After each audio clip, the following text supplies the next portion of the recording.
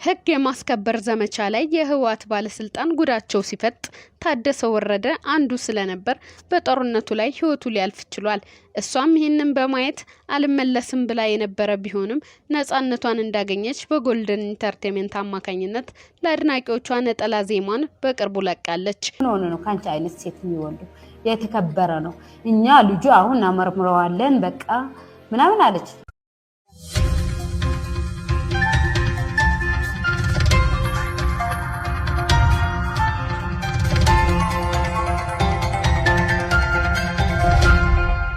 አጀንዳ መራሕቲ حرموا ዘይፈልጥ ትግራይ ካብ ሰሙና በሰሙን ሓድሽ ታርእስታት ክሽክርከረሉ ሙድዩ ፕሬዝዳንት ታደሰ ወረደ ሓድሽ ፕሬዝዳንት ትግራይ ኮይኑ ምስተሾመ ብፍላይ ፈለማ እቲ ጀነራል ሽሙ ምስ ድምጻዊት ሃይማኖት ግርማ ናተተሓሓዘ ክላዓል ጀሚሩ ሃይማኖት ግርማ ካብ ሙዚቃ ዓለም ጠፊኣ ድሕሪ መጽናሓውን ናብ ሚድያ ቀሪባ ብዛዕባ አጋጢምዋ ዝጸንሐ ፈተናታት ምዝርዛር ጀሚራ እቲ ዝተቆረጸ ምስሊ ዳንበር ሙሉእ ትሕዝቶ ክሰምዕ ቃልስ ተጸንቆ ኣብ ማሕበራዊ ሚድያ ዘሎ ሕብረተሰብ ሃይማኖትን ጀነራል ታደሰ ወረደን ብሓደ ከተሓሕዞም ተራኢሎም ሃይማኖት ግርማ ካብ ሙዚቃ ዓለም ዝጠፍአትሉ ምኽንያት ኣብ ስራሕ እናሃለኹ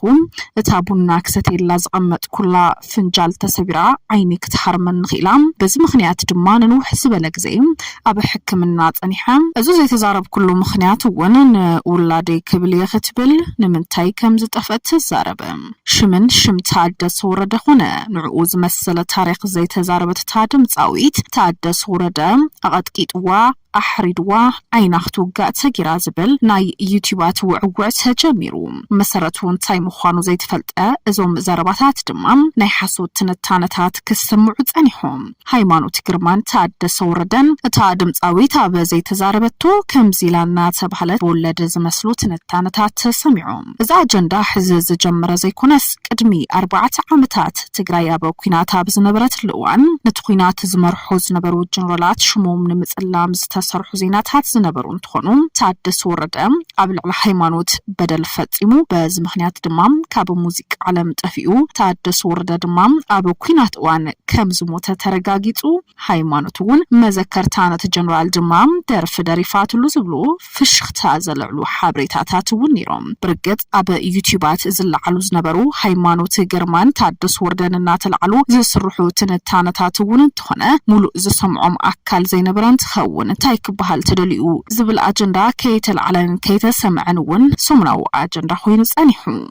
ህግ የማስከበር ዘመቻ ላይ የህወሓት ባለስልጣን ጉዳቸው ሲፈጥ ታደሰ ወረደ አንዱ ስለነበር በጦርነቱ ላይ ህይወቱ ሊያልፍ ችሏል። እሷም ይህንን በማየት አልመለስም ብላ የነበረ ቢሆንም ነፃነቷን እንዳገኘች በጎልደን ኢንተርቴይንመንት አማካኝነት ለአድናቂዎቿ ነጠላ ዜማን በቅርቡ ለቃለች። ብርግጽ ናይ ሎማንቲ አጀንዳና ፕሬዝዳንት ታደሰ ዘይኮነስ ሚኒስተር ጌታቸው ረዳ እዩ። ጌታቸው ረዳ ክሳብ ሕዚ ኣብዚሑ መስታዩ ሰኺሩ ክንገዳገር ሰራዩ መራሒ ይመስልን ናይ መራሒ ፕሮቶኮል የብሉን ካብ ዝብሉ ሓሜታት በዘዘለለ ብዛዕባ ግላው ምንቅስቃሳቱ ብዙሕ ክዘረበሉ ይስማዕን ቅድመ ክልተ መዓልቲ ኣቢሉ ኣብ ሆራይዘን ፍሪ ሚድያ ካብ ጌታቸው ረዳ ዝወለድክዎ ቅዱስ ጌታቸው ረዳ ዝተባሃለ ህፃን ኣለኒ ኣብ ግዜ ንእስነተይ ካብ ጌታቸው ረዳ ጠኒሰም ክልቴና ተፋቲና ዝገበርናዮ ስለዝኾነ ድማ ኣናይ ክሕደክን እየ ውላደ እዩ ወለድዩ ኣድላይ ዝበሃል ሓገዝ ክገብረልክ እየ ዝበላ ጌታቸው ረዳ ክገብረልክ እየ ዝብል ቃል ኣትዩለይ ግን ውላደይ ክሒዱ ከም ዝጠፍእያት ድሕሪ ግን እቲ ዝወለደቶ ቆልዓ ክሒዱ ከም ዝጠፍአት ዛረበ ሕዝግና ሚድያ ቀሪባ ዝዛረበ ዘለኹ ካብ ዓቕሚን ልዓለ ጸገም ስለዘጋጠመን እዩ ብዙሕ ፈተናታት ይወጋጢሙኒ ጌታቸው እና ናይ ፖለቲካ ዓይነት ሰባይ ኾንኩ ኣነ ምንም ነገር ትፈልጠታ መረብለይ ላውዚ ላምጸን ግን በቃ ችግር ይበቃ ናይ መጨረሻ ሃምዛ አይነት ነገር ላምጸን ችግር እዩ ሓደ ነገር አያምጸን ሃምዛ አይነት ነገር ሕተምና አይተመለሰለይ አነ ምን ትምርት የብለ ስራሕ የብለ ወይ ጓል ሀፍታም አይሆንኩ እስቲሰባብ ዝክፈርድ ይተልኸያ አይፈልጥን ያ ተፈረደማ ይፍረድ ታይገብር መሆን ተጸለይ እንዳይጽላ ምክንያቱ ከአቅመይ ቢወልድ ጥሩ ነበር ነው ቢፈትነኝ በቃ የኔ ያቅመይ ሰው ምናምን ቢፈትነኝ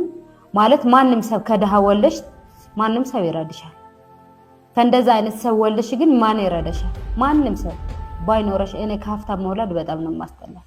እና ከእንደዛ አይነት ሰዎች መውለድ ከእንደዛ አይነት ነገር እኔ ማለት ለህጉ ምን ተጠው ማለት ቤት ፍርዱ ምን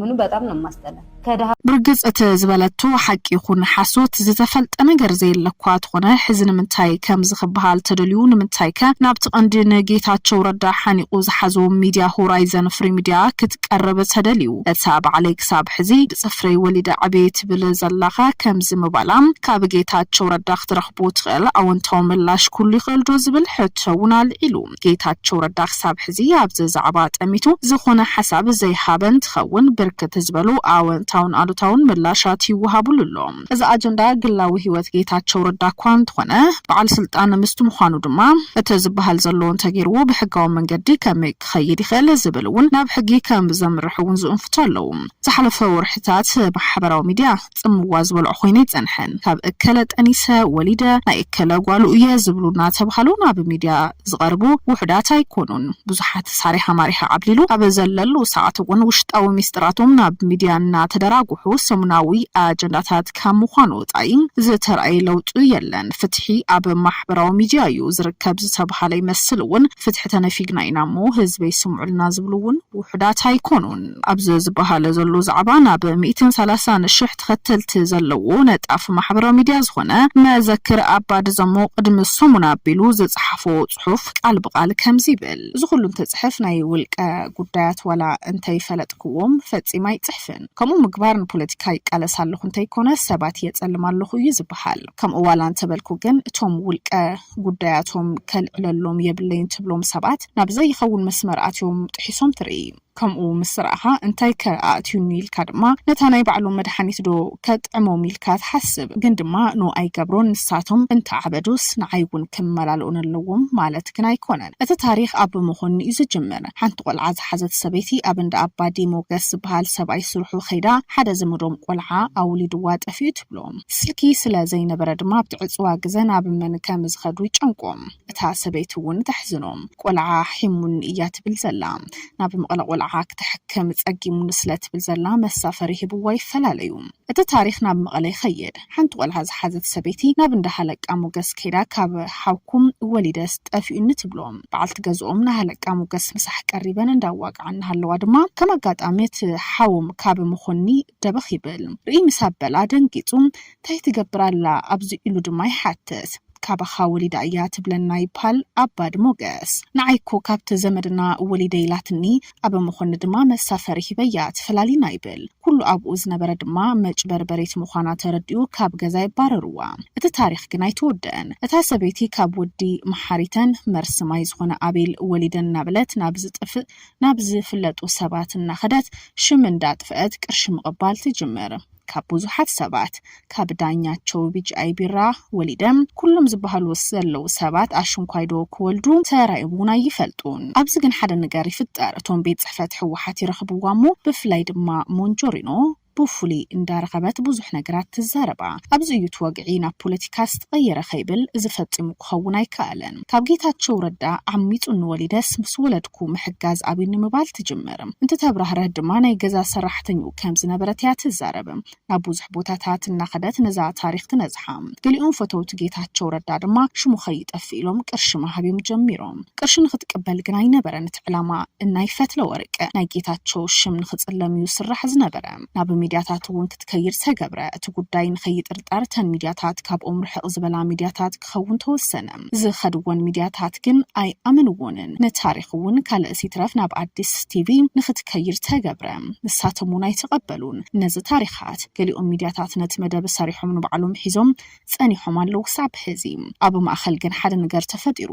ሳሪሓ ማሪሓ ደው ንኽተብሎ ፈትለውን ተገደደት ካብ ኣቤል መሓሪተን ወሊደስ ክሕግዘኒ ኣይከኣለና ብለት ሽሙና ጸለመት ካብ ብዙሓት ሰብ ሃፍቲ ፎቶውትና ዙረት ክትቀበል ከም ዘላ ዝሰምዐም ኣቤል ሾሊኹ ረኺቡ ብፖሊስ ኣትሒዝዋ ካብ ዓዲ ሓቂ ፖሊስ ጣብያ ድማ ተኣስረት ተቆልዓ ከም ገለ ኢላ ካብ ዓዲ ሓቂ ፖሊስ ጣብያ ተፈቲሓ እቲ ሳሪሓ ማሪሓ ደው ኣይበለን ካብ ጌታቸው ወሊደ ዝብል ዘረባውን ጠፊኡ ክሳብ ዝሓለፈ ሰውን ሓደ ዮናታን መኮነን ዝበሃል ወዲ ጌታቸው ኣብ ትዕጽዋን ክባን ጓል ዓሚጹ ገለታት ኢሉ ክውጋዕ ተራዩ ሳማርያማዊት ትበሃል በዓል ወናኒት ድምፃዊት ፍሪ ሆራይዘን ሚዲያ ነተቆልዓ ኢንተርቪው ከም ዝገበረት እውን ሰሚዕ ኣለኹ ይብል እዚ ማለት እውን ቅድመቲ ኢንተርቪው ምልቃኡ ዝጽሓፎ ጽሑፍ እዩ በአንጻሩ ድማ ናብ ሰባት እናደወለት ንጌታቸው ዘጥፎ መረዳእታ ሒዘ ስለዘለኹ ንደራደሮ አራኸቡ ንምባልያ ጀሚራ ጌታቸው ድማ ዘይፈልጣ ቆልዓ ከመይ ለየ ዝዕምጽ ብምባል ንማንም አይደራደርን ኾነ ንማርያማዊት አይረከብን ኢሉ ይጸኒዑ